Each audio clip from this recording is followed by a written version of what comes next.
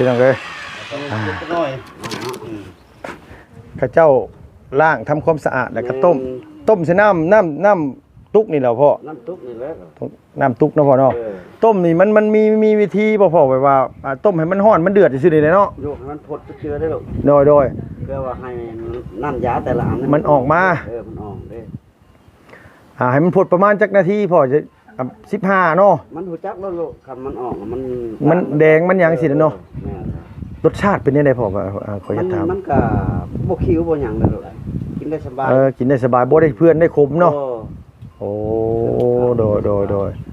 เอาง่ายๆก็คือบ่ได้มีผลกระทบว่าผู้ใดบ่มักขมจังซั่นจังซี่บ่มีเนาะพ่อเนาะแต่ว่ากระทบกระเม็นอยู่ในภายในของเฮาหรอกโดยตัวนี้เพิ่นนิ่วบ่มักตัวนี้นะกำลังกินลังคนน่ะกินมันติ่งไหนติ่งยังอยู่บ่อยากเป็นบ่ได้เด้อโดยมันปวดมันหยังสิบ่พ่อมันไหลเพราะแล้วว่าคันว่ามันเป็นปลาเฮาก็มันเบื่อโดยเบื่อแล้วเบื่อดิ้นตายแล้วโดย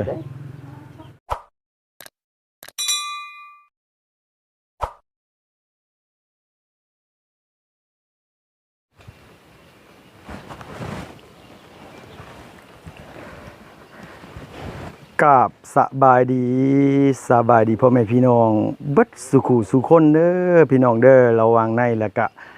ต่างประเทศนะพี่น้องที่เขามารับมาชมช่องของลุงเฮิมชาแนลคือเก่าคือเดิมพี่น้องเอ้ยเปิดคลิปมาเมื่อนี้ก็มาพบมาพอกันกับลุงเฮิมพี่น้องเนาะอยู่เมืองสะพังทองแขวงสอนเขตเดี๋ยวพี่น้องก็คือสิพ่อเดาออกพี่น้องเนาะว่าอยู่ใสพี่น้องเอ้ยพี่น้องก็คือสิคุณตากันเพราะว่าเมื่อก่อนก็เป็นอีกเคสหนึ่งเนาะพี่น้องที่พี่น้อง FC ผู้ใหญ่ใจดีให้ความสนใจหลายพี่น้องเอ้ยตอนนั้นเนาะแต่ตอนนี้ก็ซอยน้องเพิ่นไปสำเร็จเสร็จสิ้นเป็นที่เรียบร้อยพี่น้องเนาะมีเฮือนมีซานมีบ้านมีซองอยู่คือบ้านคือหมู่เขาแล้วอีหล่าเพิ่นก็ได้เนาะพี่น้องนั่นก็บ่คือมองอื่นมองไกลหรอกพี่น้องเอ้ยตอนนี้ก็อยู่บ้านหน้าแพกเนาะพี่น้องอยู่นี่แหละพี่น้องเอ้ยบ้านเฮือนซานอีหล่าลูกปลาเนาะพี่น้องหรือว่าน้องปลาเฮาหั่นแหละลูกครึ่งไทยลาวพี่น้องเอ้ยมามื้อนี้กับพอดีลุงก็คือลุงได้เว้าให้เนาะพี่น้องเพราะว่าลุงได้เว้ากับแม่น้องน้ำเพราะว่าถ้ามีโอกาสได้ลงมาเยี่ยมลูกเยี่ยมเมียคันได้สิขึ้นไปเซโปนอีกก็เลยสิซื้อน้ำหักไม้หรือว่าซื้อหักไม้ไปให้ทางแม่ของน้องน้ำเฮือนเซ่เฮาแหละพี่น้องเอ้ยแล้วก็เป็นนิวมาไข่หลังเนาะพี่น้องลุงเคยซื้อไปให้ทางพ่อน้องแก้วตากินนาบ่าวของสาวตูนพี่น้องเราต้ม5 หม้อพี่น้องเอ้ยจากเจ็บมาเป็นเท่าไรปีเศร้าปันปิดถิ่มว่าซั่นว่าโอ้ยเนาะพี่น้องหมายความว่ามันถือกับพญาติที่เราเป็นอยู่แล้วก็เลยดีได้เศร้าแต่แม่น้องน้ำเพิ่นก็ยังเจ็บยังเป็นอยู่ลุงก็เลยว่ากระสันเดี๋ยวน้องสิซื้อมาให้เอื้อยลองเบิ่งเด้อว่ามื้อนี้ก็เลยสิขึ้นไปเซโปนพี่น้องเนาะก็เลยแวะเวียนมาอัปเดตนี่แหละเพิ่นก็บ่ได้มาแต่ดุนแหละมันจังใดล่ะคือมิตรจิรีอยู่แหละพี่น้องบัดที่นี่เนาะ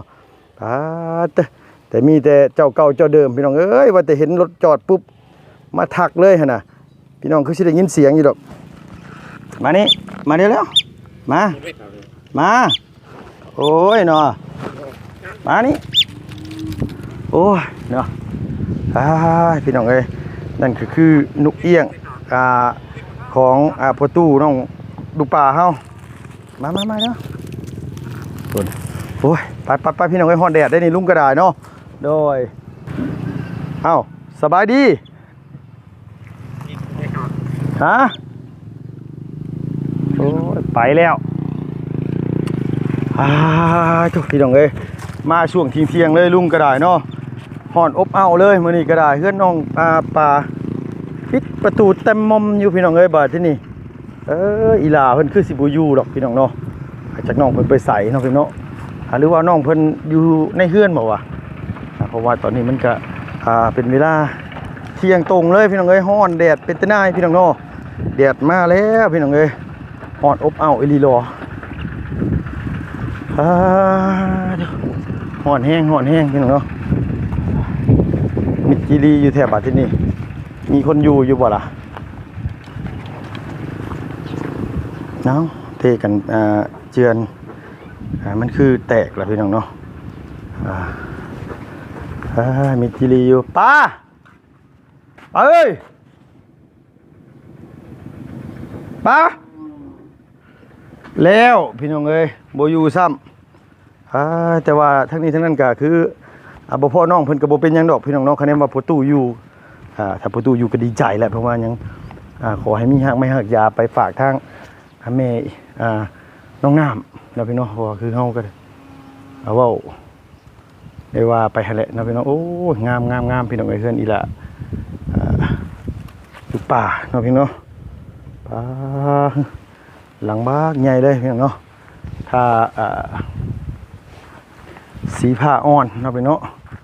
เอาอันนี้กะก่อนขึ้นเซโปนพี่น้อยลุงก็ได้บ่อยู่ซ้ำบ่ซั่นว่าเอาน้องเพิ่นคือสิไปหาแย่ไข่มดแดงบ่ยามนี่เนาะฮ้อนๆเอาสิบ่อยู่ก็บ่เป็นหยังดอกพี่น้องเอ้ยมีแต่ว่าสิเข้าไปหาทางประตูหรอก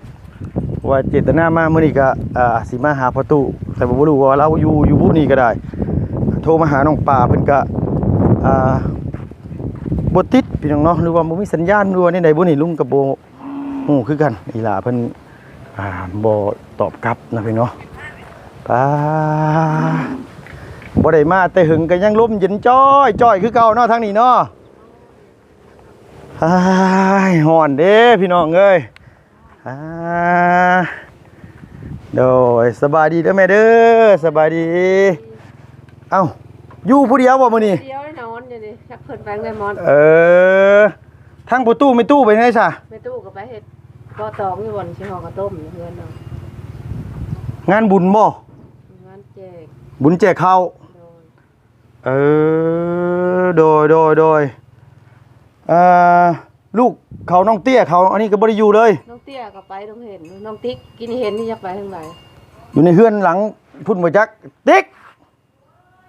ออกมานี่แน่นั่งออกมานี่แน่ฮ้อนอีหลีรอบ่ได้แวะเวียนมาแต่หึงแล้วเฮาก็ได้ป้าบัดนาแพกนี่เริ่มใบไม้เริ่มร่นแล้วพี่น้องเอ้ยมาวันนี้สิเป็นแน่เนาะแม่นสบายดีลูกล่ะอีลาปลาไปทางไหนบาสบูมีแม่นโดยพอตู้บ่อยู่ตินางแม่นพอตู้ไปใส่เฮ้ยใช่โอ้มาพี่แน่บ่ได้เจตนามาหาอีลาปลาดอกเจตนามาหาพอตู้มื้อนี้น่ะโดยสิมาขอของดีนี่นะเดี๋ยวนี้น่ะโอ้พี่น้องเอ้ยอยู่พุ่นเนาะมิดจิรีอยู่โอ้ยเนาะมันตอนเที่ยงลมพัดมันเย็นแท้ๆเนาะเกือบได้นี่น่ะเกือบแม่นเมื่อซื่อๆได้เมื่อกี้นี่ก็บ่เห็นเนาะโดยสบายดีเด้อพ่อเด้อสบายดีโดยตากแดดตากลมมามื้อนี้บ่ได้แม่นหยังได้พ่อเอ้ยขอยัดนี่ไม้ได้พ่อขอยัดนี่ไม้ได้เจ้าโดยแดดด้วยนอนอยู่หั่นเฮาก็แดดคือกันแต่ว่าเฮาก็สู้มามื้อนี้บ่ไหวว่ะพอดีอันว่าสิขึ้นเซโปนเลยแวะมาหาทางพ่อตู้จ้าว่าสิมาขอของดีน้ำนี่นะเดี๋ยวบ่ว่าหยังลูกคันว่ามันแนวมันมีฟังก์ชันซะโดยคือทางอันว่าเอื้อยเพิ่นคนอยู่ทางเซโปนนะพ่อเพิ่นเป็นอยู่มาไคหลังแหละว่าที่นี่แหละเราไปหาหมอแหละเพิ่นว่าอยากให้เราพาแต่ว่ามันบ่ก้อนบ่ได้หลายก้อนดอกก้อนบ่ได้ซ้ำปมือนี่นะพ่อยังบ่ใหญ่เนาะเดี๋ยวยังบ่ใหญ่ปานใดจ้ะแล้วเฮาก็เลยเคยมาซื้ออันว่าบูชาซะพี่น้องเอ้ยบ่แม่นซื้อซะแม่นบูชาอันว่าของดีนำบ่ตู้ไปให้ทั้งพอน้องแก้วตายนวังคูนกินตอนนั้น5หม้อโอ้ยปันปิดทิ่มว่าซั่นว่าเซาเนาะลูกเรียบร้อยเซาแล้วว่าบ่ได้เจ็บได้ปวดจากคนไปจับไม้จับตอกเล็กๆน้อยๆก็นอนไข้2มื้อ3มื้อแต่ซุมื้อนี่ไปหาขุดหน่อไม้หน่อตอกไปรับจ้างระบายไล่เบิดแล้วจะถูกแล้วลูกเอ้ยขัดดีน้ำเดียวโดยม วันนี้ก็เลยว่าเห็นทางเอื้อยแล้วเป็นเลยแล้วเจ็บตลอดเฮาก็เลยว่าคันเฮามีเวลาคันได้ลงไปทางบ้านแหละคันอันนี้สิแวะเข้าไปหาทางพลตู้น้องป๋าว่าเพื่อว่าเราหาเก็บไว้มีบ่พ่อมีอยู่บ่ จังว่าเด้อลูกตัวนี้เบิ่งก่อนขึ้นเบิ่งก่อนอย่าเขาเอาให้เขาวันนี่ ให้เขาเอา ฮักแต่ว่าสิให้ได้อยู่ลูกแต่ว่าให้รอซะก่อนเพราะว่ามัน รอบ่เฮิงดอกสิพาให้แต่ว่าตัวมันหันหมดแล้ว โอ้โดย เจ้า ก็ดึกว่ายังเป็นเครือเป็นหยังอยู่นะอยู่ในป่านี่หยังนะป้าเขามาแล้วเนาะเฮ้ยฮ้อนซับ เอามาเลยดอกมันเอามา โดยอยากได้บูชาจัก200,000นะพ่อ จ้าได้อยู่ลูก ได้อยู่เนาะ เออ ประมาณจักนาทีพ่อ โยกับบ่เฮิงดอกลูกเอ้ย โอ้ผู้จงคาถาเนาะ วางยาเนี่ยเขาก็มาเอากว่าสิหมดนี่ โดย วันนี้ เรียกว่า วันนี้ ของอะไรเพิ่นว่าน้ำอะไรยังหักไม้นะพ่อเนาะ จ้าหักไม้ลูก วิธีกินน่ะกินแบบใดว่าเราจะไปบอกเพิ่นนะพ่ ตั อ วนี้หั่นต้มกินนี่แหละลูกเอ้ยต้มกินทะละมัน ต้ม มัน มัน มันก็อยู่ใน3เถื่อเฮาต้มมันก็หมด 3 3เถื่อต้ม 3เทื่อต้มเนาะ แม่น ว่าไงว่ากะว่ามันสิจืดๆได้ทิ่มเลย ทิ่มเลย โดย แล้วเอาไม้ต้มมัดไม้อีก คลัมหยังนี่พ่อขอเฮ็ด คลำนี่เด้อลูกเด้อนี่หั่นปลาแดกกระปูหอย ประเด็ก แล้ว กับ ก็ ปูหอย แล้วก็ชมเมียงเฮานี่แหละ หมักส้ม หมักม่วงหมักหยังนี่เนาะพ่อเนาะ แนวอื่นแหละเฮาบ่ได้คลำแล้วมักฮุงนี่แหละมักฮุงนี่ก็คลำก่อนกับแบบว่าของดองแบบ โดย ดองกับแบบหน่อไม้เฮาหั่นแหละ น้ำไม้ดองเนาะ หน่อไม้ดอง อ่า หน่อไม้กอมาหยัง หลักๆเลยนี่คือแบบว่าเกี่ยวกับของดองนะพ่อเนาะ แม่นของ สิ้นหมู ดอง สิ้นงัวสิ้นควายสิ้นปูสิ้นปลา กินได้ กินได้เนาะ กินได้ตัวนี้หั่น ตัวนี้บ่มีปัญหาตัวนี้ บ่มีปัญหาเพราะว่าเฮามันบ่ได้เป็นหยังเลยเป็นนิ่วเฮาธรรม โด ดา ยเฮาบ่ได้มีแนวพิษตัวอื่นเนาะพ่อเนาะ แม่แบบเพิ่นว่าเป็นผีเพิ่นออกภายในหั่นเฮาก็ลำนังตัวนั้น โดยเจ้ามีแต่ว่าคลัมปลาแดก แม่นกระ กระ ปู ปูหอย มังคุง มังหุง แม่น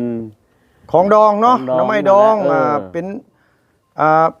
บ่ไงของดองอะไรพี่น้องเอ้ย ของดอง ผัก แหละ ดองสมผักอะไรอย่างสิเนาะพ่อเนาะ บ่ได้แล้วลูก บ่ได้ตัวนั้นเนาะ หลีกซะก่อนเพราะว่าเฮากินชมนี่ มันเฮ็ดยาจืดบ่ มันสิยาจืดเฮ็ดให้หมอนั่นบ่ละลายเด้ มันให้บ่ให้มัน บ่ให้มันแตก มันสิบ่แตกเนาะ มันสิบ่แตกเด้ โดย เออ คันว่าแบบว่าบ่ใหญ่ปานใดนี่ โอ้ยบ่อยู่ดอกลูก บ่อยู่เนาะพ่อเนาะ บ่ยู่ เพราะว่าทั้งพ่อน้องเจ้าตาเพิ่นอยู่วัดบางคูนนี่ก็ นั่นแหละ เศร้าย่อน อืม มาเอาหักไม้น้ำพ่อนี่แหละ แม่น ตอนนั้นก็ได้ คอยว่ามันใหญ่คือคอยไปถ้าโดนกองเพิ่นมาเอาลงแขวงเพิ่นมันก็ปาดกับเพิ่นเชียงหลายมันใหญ่ โดยมันใหญ่โพด มันใหญ่ซ้ำไข่เป็ดบ่ได้ลูกเอ้ย ป้า อันคอยก็คิดว่าสิดีบ่หรือบ่วะเอาเดี๋ยวนั้นก็แนวว่ะมันได้ลูกเอ้ยเดือนเต็มมันบ่มี เอาว่าไงว่ามันคอย เปื่อยคอยอันนี้ออกทีละน้อยนะพ่อ แม่น เนาะ มันใหญ่แล้วมันก็ทางในมันก็เริ่มแข็งว่าฉัน โดย มันแต่เพื่อนก็เศร้าจะพงกับมือนี่แหละ แล้วก็คดีกระเซ้าเนาะ โดยแต่ว่าคือแบบว่าคือสมมุติว่าพ่อไปเอานี่ คือเฮาไปถ่ายนี่ได้บ่ได้บ่ ได้คือกัน ได้คือกันเนาะ ได้คือกัน บ่แบบว่าอยากเห็นวิธีเอาสิยันพาเอาสินะว่านี่ โอ้ยหยอกอีพ่อ แล้วเขา บ่ได้หย เอา ก อยู่ เติ กบมันแล้วมันมีวิธีเอาเลย โดย แต่เขาเอามาเลยเขาก็เพราะมันปลุกแล้วเลยดิ โดย นั่นแหละ ไปเริ่มเลยเฉพาะไปไป ก่อน เด็ดฮ้อนช่ำคือฝ้าวคือฟังแต่เฮาก่อนเนาะโอ้ฝ้าวได้อยู่เชฟปูน ปลาใครมาลิดไม่ไปทางไหน บ่อยู่บ่ซั่นว่าโดย มันบ่มีเวลาตัด โอ้เราเอามาแล้ว มาแล้วคนเอาอยู่บ่ได้ยา ว่าไงว่า แต่ว่าทางเฮานี่ยังบ่ค่อยเป็นลายปานใดได้นี่บ่ใครหลังนี่แต่ว่าทางชนเผ่านี่ป๊อดบ้านนึงนี่ว่า50พุ่นแหละเฮาว่าเพราะว่าเขาเจ้ากินน้ำอาจสิแบบบ่ค่อยสะอาดพร้อมมาแหละมันก็เลยอันว่าเป็นนี่บ่ใครหลังลายชั่วโมงนี้บ่ได้ไปเฮ็ดหยังบ่นาง อยู่เฮือนเนาะบ่ได้ไปรับจ้างระบายเลยซุมื้อนี้โดยเอาง่ายๆก็คือไปเป็นพี่เลี้ยงลูกเลี้ยงเด็กนี่บ่ได้ไปแล้วอยู่เฮือนอยู่กับพ่อกับแม่เนาะอีหลาเตี้ยบ่อยู่ซ้ำ โอ้คือสิแม่นบ่จักอันผู้นี้น้อยขี่รถมอไซค์จ่ายรถลุงเมื่อกี้จิ้วไปเห็นแม่น ย่อมสีหรอ เอ้ยเอ้ยวัดเมืองมันซะนะเห็นมัดผม2จุกหรอกพี่น้องเอ้ยแม่นบ่หันนะว่าคือแวบๆสะดอกว่า เพิ่นแล้วนะแต่จิ้ว เออขี่รถตากแดดหมวกกันน็อกก็บ่ได้ใส่ได้แบบ ๆไม่ใช่ อ่า ไปทางอื่นเลยตัวหนึ่ง แล้วจริงเถอะ โอ้ยเจ้าว่าไก่ขึ้นเฮือนเจ้าว่าเด็กน้อยดึกใส่ไก่แล้วบ่จักเนาะ ว่าตัวนั้น อ่า เพิ่นแท้เพิ่นได้พอเบิ่งดูอยู่ชาน ย่านแน่ๆแหละเฮาว่ายันแล้วย่านอีหลาเตี้ยดึกใส่ไก่แล้วไก่ขึ้นเฮือนฮ้อนอีหลีโลเนาะโอ้ยเอ้าต้นขี้เหล็กต้นนี้เพิ่นเป็นจังไดคือว่าแก่ไว้แท้ จะโดนเลื่อนปองโดน อ๋อหมายความว่าปงจะโดนแล้วเนาะ เลย คันต้นสำนี่นี่พอดีงามพี่น้องเอ้ยต้นขี้เหล็กก็ได้คันว่าต้นสูงกว่านี้แล้วก็โอ้ย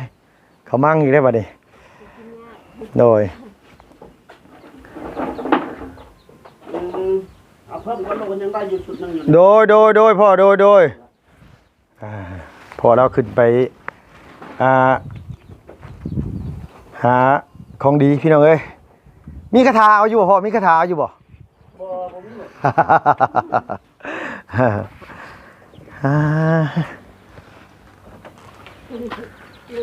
เอาแล้วพี่น้องเอ้ยรุ่นแบบอันนี้เลยว่าที่นี่นะสบายดีเด้อพ่อน้องมวยพี่น้องเอ้ยใช่ลูกสาวไปยังไงน้องมวยไปยังไงค่ะ ไปไทย ไปไทยเลยปอเป็นสาวกรุงเทพเลยปอโชคพี่น้องเอ้ยเพิ่นไปไทยแล้วว่าซั่นว่าอีหลามวยโอ้ยฮ้อนเนาะโอ้ยนี่บ่เขาเอิ้นว่าแดดกระป๋อมไห้พี่น้องเอ้ยจังหวะเด้อตัวนี้ก็เด้อเนาะอันนี้ก็เพื่อนอีหลาลูกป่าเฮาพี่น้องเอ้ยเจ้าของเพิ่นบ่อยู่ไปหาซื้อบัตรเติมเงินว่าซั่นว่าเพิ่นนอนกับไผพ่อนี่น่ะ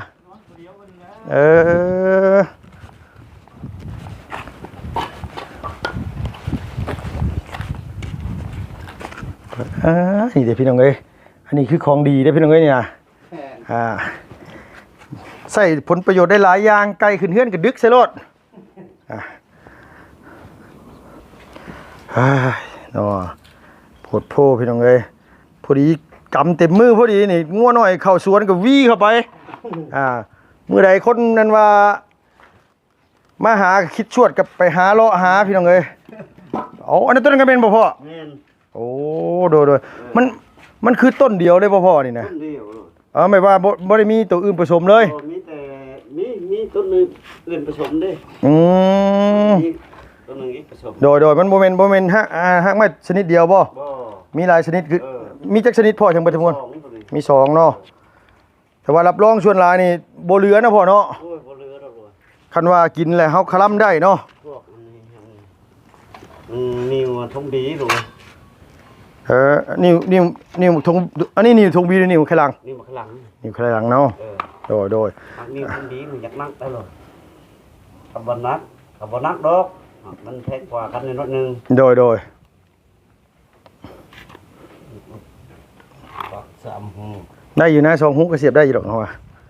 โดยได้แต่เก่าบ่มันเอาไหนจะแยกพัฒนาเอาแล้วว่าสิขมังได้บอกกับเพิ่นไว้แล้ววัดที่นี่เลยบอกกับเพิ่นเลยก็เลยว่ามีโอกาสสิซื้อมาให้เด้อเด้อว่าเฮาก็แล่นมาแต่บ้านก็เลยแวะเข้ามาพี่ก่อนพูดพี่น้องเอ้ยบ่ได้ธรรมดาบ่ได้ใช้ผ้าใช้มีดเล็กเอาสั้นๆกว่านี้เนาะ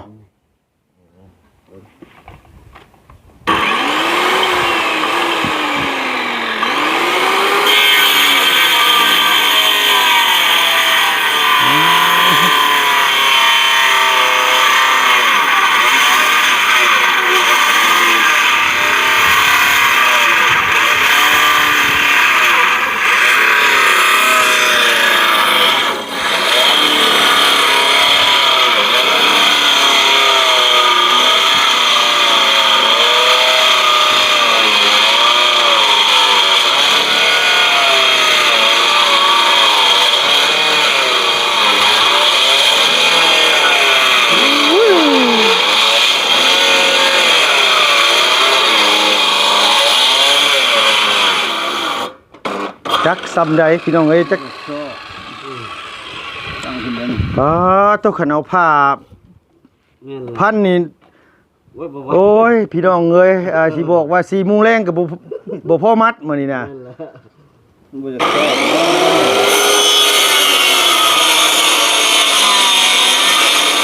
อ๋อแข็งนี้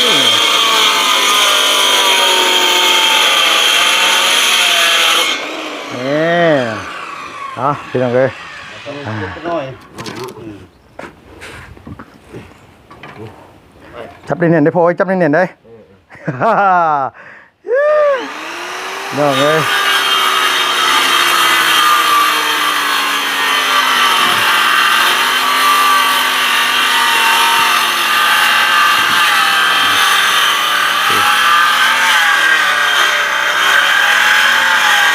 มาเอาฮอดมองฮอดบอลเอาจนว่าเห็นเพิ่นผลิต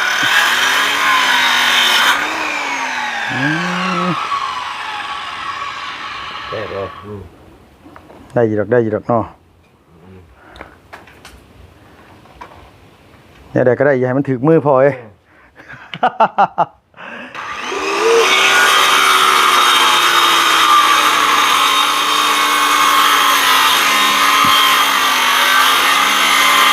โอ้ยจะดีบุดีพี่น้องเอ้ยควันกุ้มๆเลย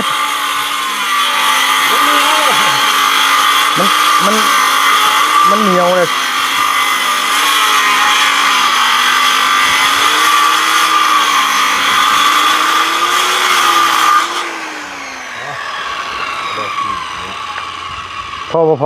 พอเลยเนาะเอาคือว่าลงโตเนาะโดยโอ้ยจะป้าไปทุทีบเด้อพ่อเด้อมันห่าวแล้วโบแมนยังดอกลูกสาวจับไปดังไฟกับพอแห้งอีกแหละ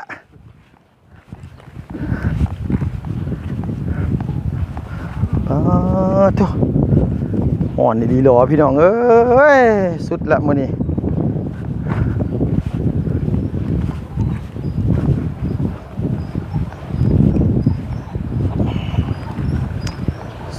สุด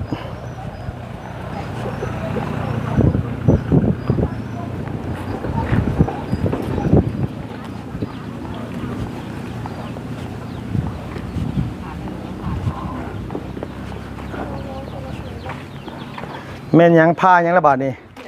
โอ้หมึกแตงน้อย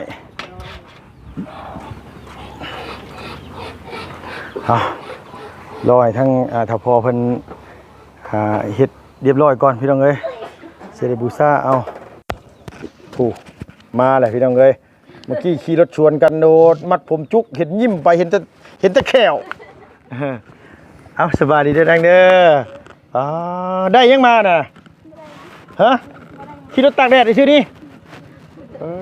ขาวโพดได้นี่เนาะเบิ่งนี่เนาะขี่รถตากแดดเพราะให้กำลงเนาะล่ะเนาะพี่น้องเอ้ยเห็นจิ้วไปนึกว่าแม่งขมวกพี่น้องอีลึกอีหลอไปดงเห็นมื้อนั่นล่ะมาน่ะไปชื่อนี่บ่เอาไปปัดเพิ่นสิเว้าซื้อเลขใช่บ่เอาอยู่บ้านนี่บ่มีหม่องชื่อบ่ลูกเอาเลขยังเคยเลขยังเลยน่ะเอาประตูซื้อไปให้ไปซื้อให้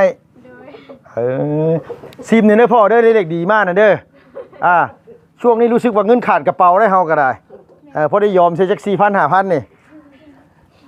เอามากินแม่นั่งอีล่ะโอ้ยเนาะเพิ่นมัดหรือว่าเพิ่นเอาหินเจียอยู่พี่น้องเอ้ยเดี๋ยวนี้เนี่ย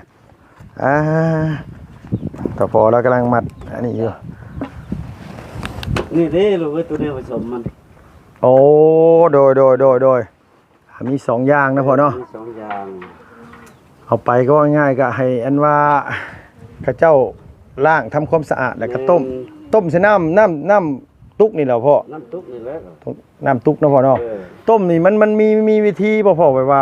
ต้มให้มันร้อนมันเดือดซื่อๆเลยเนาะโยกให้มันพดเชื้อได้ลูกโดยเพื่อว่าให้น้ำยาแต่ละอันมันออกมามันออกเด้ให้มันพดประมาณจักนาทีพ่อจะ 15เนาะ มันหูจักแล้วลูกคันมันออกมัน มันแดงมันหยังสิเนาะ แม่น รสชาติเป็นจังได๋พ่อว่าขออนุญาตถาม มันก็บ่คิวบ่หยังเลยลูกกินได้สบาย กินได้สบายบ่ได้เพื่อนได้ขมเนาะ โอ้ โอ้โดยเอาง่ายๆก็คืออ่าบ่ได้มีผลกระทบว่าผู้ใดบ่มักขมจังซั่นจังซี่บ่มีเนาะพ่อเนาะ แต่ว่ากระทบกระเม็นอยู่ในภายในของเฮาลูก โดยตัวนี้เพิ่นนิ่วบ่มักตัวนี้นะ กำลังกินลังคนน่ะกินมันติ่งได้ โอ้ ติ่งกินอยู่บ่อยากเป็นบ่ได้เด้อ โดยมันปวดมันหยังสิบ่พ่อ มันไหลก่อนครับเพราะแล้วว่าคันว่ามันเป็นปลาเฮาก็มันเบื่อ โดย เบื่อแล้ว เบื่ อก็ติดตายแล้ว โดยพอง่ายว่าคันคือเฮาไป เบื่อปงเบื่อปลาสิก็ แม่น สะเดิดพุ่นเลยเนาะ พูดแล้ว โดยพี่น้องเอ้ยอันนี้สิบูชาเอาน้ำพ่อเราจาก200,000พี่น้องเพราะว่าเพื่อว่าเฮาอยากให้เอื้อยเพิ่นมันถือกะบ่ได้ไปผ่าตัดมันก็สิเป็นอีกเรื่องนึงก็ดีอีกแนวนึงนะพ่อเนาะกับอีกอย่างเฮาก็ได้บุญได้กุศลนี่แหละพี่น้องเอ้ย คันนั้นบ้านนี่ว่าตามคำชื่อเลยลูกยังบ่ได้ปาดแต่คนเลยพวกนิ้วมาข้างหลังนี่ โดย เค้กแดงโดนกองลงมาน่ะมีแต่เขามาเอาอยู่พี่ม้อน ว่าง่ายว่ากินแล้วมันถึกนะพ่อเนาะ มันถึกเฉพาะนิ้วมาไขหลังพี่น้องเอ้ยสมมุติว่าเป็นนิ้วถุงน้ำดื่มน้ำดีนี่มันยากนะพ่อเนาะ แม่นก็บ่ยากมันแต่มันเอาไม้มันต่างหาก มันโตคนละอย่างกันวิธีเอานี่ก็เอาตัวนั้นหายากกว่าพ่อดูว่าหา ง่ายลูก ตัว นั้นมันอยู่น้ำบ้าน อ๋อโดย 2 คนเลยเด้อันนิ้วทองบีบ่ได้เจาะในบ้าน เจ้า2 คนแล้ว อาการที่มันเป็นนิ้วถุงบีนี่มันเป็นได้พ่อบอกขออนุญาตถามเป็นนิ้วถุงบี ตัวนี้หั่นก็อยากฆ่าอยู่ลูกคันเว้าก็จักสิแม่นหรือบ่แม่นนึ่งมาแล้วก็บีเฮานี่มันจะเหนียวได้ โดย แต่มันพาให้กล้ามเป็นนั่นนี่ทองบีนี่ตัวนี้ มันเจ็บคือกันบ่พ่อ เจ็บอยู่นี่ลูกเจ็บอยู่นี่ โดย เจ็บมัดแล้วสันหลังสันหนังเฮานี่นี่ทองดีเจ็บมัน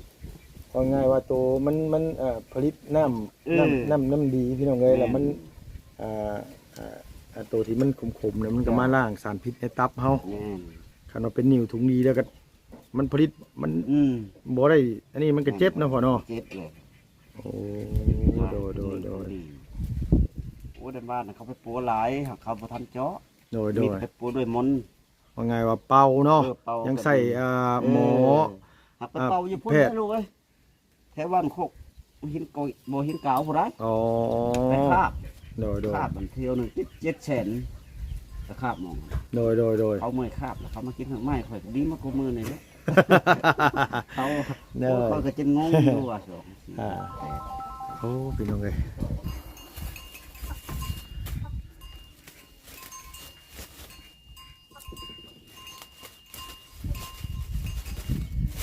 เรียบร้อยแล้วพ่อเรียบร้อยพี่น้องเลยเนาะเอามายืนเฝ้าหม่องผลิตเลยเหมือนพี่น้องเลยโดย มัน10 มันเด้ โดยอันนี้นี่คือ10 มัดนี่บูชานี่100,000นะพ่อเนาะ ชุดนึง พี่น้องเลยตามบอกง่ายๆก็คือต่างเอาบุญนำแนะนำแล้วเลย เพราะว่ายังพี่น้องเป็นคนดีคนเศร้ากันหลายเลยเพราะวันหนึ่งมาเขาพอเขาสิมั่นใจนี่เพราะว่าทั้งพ่อน้องเจ้าตาแล้วคนบ้านวังคูนค่ะเราเห็นกันโอ้ยไปใส่กับโบเป็ดนั่นน่ะ โบเป็ดเลยลูก เรากินเบิด5 หม้อเราเบิด5 หม้อ6 หม้อแล้วก็กินเบิดถุงนี่พอดีเลยบัด ลูกคอยในลูกเลยเป็นมัดขู่คนแม่ตู้หันและแหงก่อนหมู่ โอ้ แม่ตู้ลูกชายผู้อยู่เวียง โดยเป็น3 คนผมเป็น โอ้โดยเมียนี่แม่ตู้ทั้งเป็นนิ้วทองบีกับปานนั้นโดยพี่น้องเลยมีแต่ว่าอันนี้นี่บูชาเอาน้ำประตูเด้อประตูเด้อนี่เด้อขอบคุณขอบมุกขอบเจ้าขอบคุณหลายๆอยู่ดีมีแห้งโดยพี่น้องแวะมาตามสัญญาที่ว่าไว้กับเอื้อยเพิ่นเพราะว่าบอกว่าคันมีเวลาเลยสิแลนเขาเอาให้เด้อเอื้อยเด้อว่ะ ได้เรียบร้อยเนาะพี่น้อง อ่าอยากได้ก็ว่าเนี่ยเด้อลูกเด้อ โดยคันว่าอันนี้แหละมันบ่ยากดอกปากต่อปากดอกอันนี้เนาะพ่อเนาะ เจ้า โดยไปเด้อเฉพาะเด้อเฮามีแต่ว่าเฮาขอ เจ้า เอาเดินทางก่อน เจ้า โดยเอ้าพี่น้องเอ้ยเตี้ยเอ้ยไปเป็นหมู่ในเฮ้ยเซฟโปนไปไปบ่ เอาสวัสดีเด้อโดยเฝ้าเด้อพี่น้องเอ้ยมื้อนี้ก็เพราะว่าสิแลนขึ้นไปจ่ายค่าแห่ค่าทรายให้ทางเจ้าของแห่เจ้าของทรายเพิ่นโทรมาตามเลยเนาะพี่น้องเพราะว่าลุงก็ลงมาบ้านมาที่นี่แหละเฮาบ่มี QR code เพิ่นก็เลยบ่ได้จ่ายเงินเพิ่นได้ยินว่าปูนทางเฮือนน้องไส้ก็บ่พอเพราะฉะนั้นว่าโอ้ยขมังเลยพี่น้องเนาะเอาพี่น้องสำหรับที่นี่ก็ขอบคุณในหลายพี่น้องอยู่ดีมีแฮงจะเจ็บจะจนลำๆรวยๆสุขภาพแข็งแรงอยู่หมันขวัญยืนเด้อเพียงเด้อมาคุยไปแล้วพี่น้องบ๊ายบายสบายดีเด้อ